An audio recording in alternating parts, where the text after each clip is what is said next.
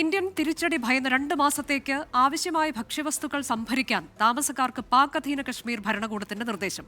പാക് അധീന കശ്മീരിലെ വെടിക്കെട്ട്, ഉച്ചഭാഷിണി ഉപയോഗം എന്നിവയ്ക്ക് പൂർണ്ണ നിരോധനം ഏർപ്പെടുത്തി.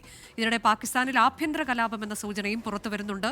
ബലൂചിസ്ഥാനിൽ പാക് സേനയുടെ ക്യാമ്പിന് നേരെ ആക്രമണമുണ്ടായി.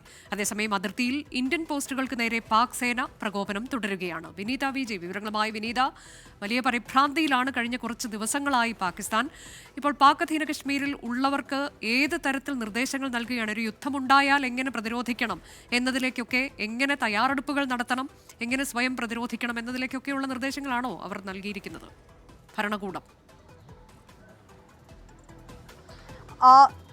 തീർച്ചയായും അനുജ സൂചിപ്പിച്ചതുപോലെ തന്നെ പാകിസ്ഥാനെതിരെ നടപടികൾ ഇന്ത്യ കടുപ്പിക്കുമ്പോൾ അത് വലിയ ഒരു പ്രതിരോധത്തിൽ തന്നെ പാകിസ്ഥാനെ ആക്കുന്നു എന്നുള്ളതിന് ഉദാഹരണമാണ് കഴിഞ്ഞ ദിവസങ്ങളിലേക്ക് പാക് മന്ത്രിമാരുടെ പ്രസ്താവനകളായും ഒപ്പം ഭീഷണിപ്പെടുത്തലുകളുമായും ഒക്കെ തന്നെ പുറത്തു വന്നിട്ടുള്ള അവരുടെ പ്രതികരണങ്ങൾ. ഇതിന് പിന്നാലെയാണ് ഈ പാക് അധീന കാശ്മീരിലെ ജനങ്ങൾക്ക് പാകിസ്ഥാൻ ചില നിർദ്ദേശങ്ങൾ കൂടി നൽകിയിരിക്കുന്നത്. ഏറ്റവും പ്രധാനപ്പെട്ടത് ഈ 2 മാസത്തേക്ക് ആവശ്യമായ ഭക്ഷണം അത് പാക് അധീന കാശ്മീരിലെ ജനങ്ങൾക്ക് സംഭരിക്കാൻ നിർദ്ദേശം നൽകിയിരിക്കുകയാണ്. ഒപ്പം തന്നെ പാക് അധീന കാശ്മീരിലെ പ്രധാനമന്ത്രി ചൗധരി അൻവർ ഉൾ ഹഖാണ് ഇത്തരത്തിലേക്കൊരു ഉത്തരവിട്ടിരിക്കുന്നത്. 13 നിയോജക മണ്ഡലങ്ങളിലെ ജനങ്ങൾക്കാണ് ഇത് സംബന്ധിച്ചുകൊണ്ടുള്ള നിർദ്ദേശം കൈമാറിയിരിക്കുന്നത്.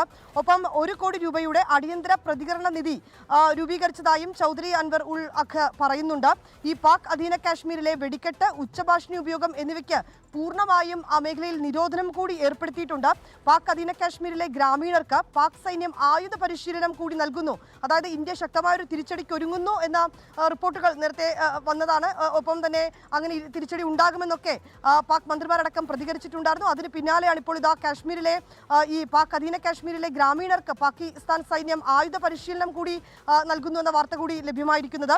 ഈ ഖൈബർ പത്താൻ ഗുവ മേഖലയിൽ യുദ്ധ സൈറനുകൾ കൂടി സ്ഥാപിച്ചിരിക്കുകയാണ്. 50 ഇടങ്ങളിലാണ് സമാനമായിട്ടുള്ള ഈ സൈറനുകൾ സ്ഥാപിച്ചിരിക്കുന്നത്.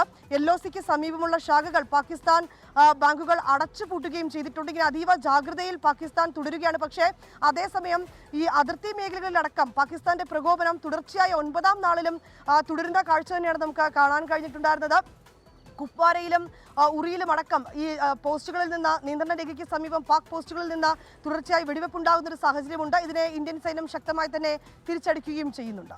അനുജ, വിനീത, ഇതിലിപ്പോൾ ഒരു ആഭ്യന്തര കലാപത്തിലേക്ക് ആ രാജ്യം നീങ്ങുന്നു എന്നതിന്റെ സൂചനകളും പുറത്തു വരുന്നുണ്ടല്ലോ. ബലൂചിസ്ഥാൻ സേന, അത് നേരത്തെ തന്നെ നമുക്കറിയാവുന്നതാണ്, പാകിസ്ഥാൻ സൈന്യം വളരെ ക്ഷീണത്തിലാണ് അവിടെ. അപ്പോൾ വിമതർ ആ തരത്തിലേക്ക് അവസരം മുതലെടുത്ത് അങ്ങനെ ഒരു ആഭ്യന്തര കലാപത്തിലേക്ക് പോകാനുള്ള സാധ്യത കൂടി തള്ളിക്കളയാൻ പറ്റില്ല എന്നാണോ?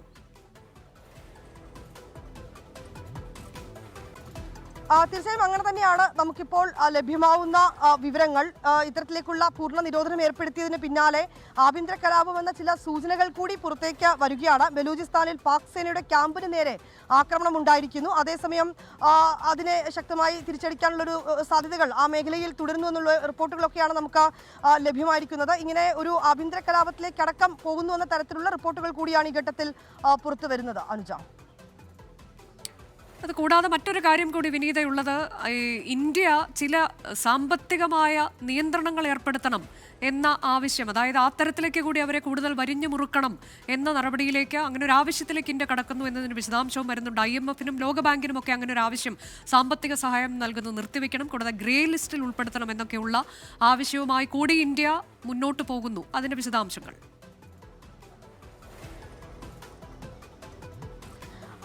അതായത് ഫിനാൻഷ്യൽ ആക്ഷൻ ടാസ്ക് ഫോഴ്സിന്റെ ഗ്രേ ലിസ്റ്റിൽ പാകിസ്ഥാനെ ഉൾപ്പെടുത്തണം എന്നാണ് ഇന്ത്യ ആവശ്യപ്പെട്ടേക്കും. ഇതിനുള്ളൊരു നീക്കം നടക്കുന്നുവെന്നാണ് അറിയാൻ കഴിയുന്നത്. അതായത് ഈ ഭീകരവാദ ഫണ്ടിങ്ങും ഒപ്പം തന്നെ സാമ്പത്തിക ക്രമക്കേടിന്റെയും കീഴിൽ വരുന്ന ഫിനാൻഷ്യൽ ആക്ഷൻ ടാസ്ക് ഫോഴ്സിൽ ഗ്രേ ലിസ്റ്റിൽ ഉൾപ്പെടുത്താനാണ് തീരുമാനം. ഇത് സംബന്ധിച്ചുകൊണ്ടുള്ള നീക്കം രാജ്യം തുടങ്ങിക്കഴിഞ്ഞു എന്നാണ് നമുക്ക് മനസ്സിലാക്കാൻ കഴിയുന്നത്. സ്വാഭാവികമായും ഈ ഗ്രേ ലിസ്റ്റിൽ ഉൾപ്പെടുത്തുമ്പോൾ അത് പാകിസ്ഥാനെ ഒരു കനത്ത പ്രഹരത്തിലേക്കടക്കം നൽകുന്നത് തന്നെയാണ്. ഈ പാകിസ്ഥാന് ഈ ധനസഹായം നൽകാനുള്ള രാജ്യാന്തര നാണയനിധിയുടെ തീരുമാനത്തെയും ഇന്ത്യ എതിർത്തേക്കുമെന്നാണ് അറിയാൻ കഴിയുന്നത്. ഇങ്ങനെ നൽകുന്ന സാമ്പത്തിക സഹായങ്ങൾ പാകിസ്ഥാൻ ഭീകരവാദത്തിന് ഉപയോഗിക്കുമെന്ന് ഉയർത്തിക്കൊണ്ടുവരാനാണ്, മറ്റ് ലോകരാജ്യങ്ങൾക്ക് മുൻപിലടക്കം ഉയർത്തിക്കൊണ്ടുവരാനാണ് രാജ്യം ശ്രമിക്കുന്നത്. അനുജ.